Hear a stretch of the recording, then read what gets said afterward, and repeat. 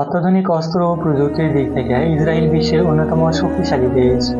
সাম্প্রতিক বছরগুলোতে ইরানও সামরিক প্রযুক্তিতে অনেক দূরে এগিয়েছে। সামরিক সক্ষমতায় কোন দেশ কোন অবস্থানে রয়েছে তার পরিসংখ্যান তুলে ধরে গ্লোবাল ফায়ার পাওয়ার ওয়েবসাইট। ফায়ার পাওয়ার সূচকে ১৪৫টি দেশের মধ্যে ইরানের অবস্থান ১৪তম, অপরপক্ষে ইসরায়েলের অবস্থান ১৭তম। এক নজরে ইরান ও ইসরায়েলের সামরিক সক্ষমতা দেখে নেওয়া যায়। নিয়মিত সেনা ইরানের ৬,১০,০০০, ইসরায়েলের ১,৭০,০০০। রিজার্ভ সেনা ইরানের ৩,৫০,০০০, ইসরায়েলের ৪,৬৫,০০০। আধা সামরিক বাহিনী ইরানের ২,২০,০০০, ইসরায়েলের ৩৫,০০০। মোট সামরিক উড়োজাহাজ ইরান ৫৫১টি, ইসরায়েল ৬১২টি।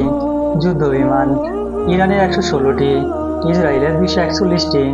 হামলায় ব্যবহৃত যুদ্ধ বিমান ইরানের ২৩টি, ইসরায়েলের ৩৯টি।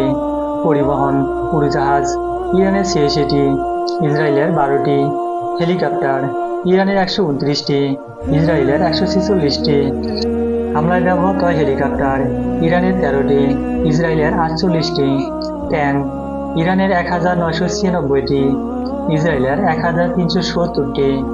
সাজোয়াজান ইরানের ৬৫,৭৬৫টি, ইসরায়েলের ৪৩,৪০৩টি।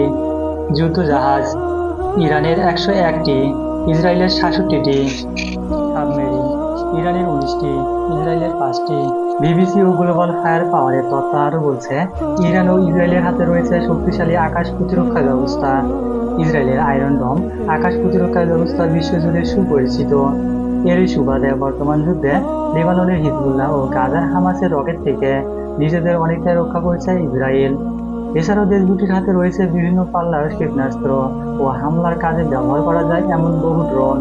অন্যদিকে বিশেষজ্ঞ মহলের দাবি, ইসরায়েলের কাছে পারমাণবিক বোমাও রয়েছে, তবে নিয়ে প্রকাশ্য কিছু বলে না দেশটি। অন্যদিকে আমেরিকা সহ পশ্চিমা বিশ্বের সন্দেহ, ইরানও পরমাণু বোমা তৈরিতে অনেকটাই এগিয়ে গেছে।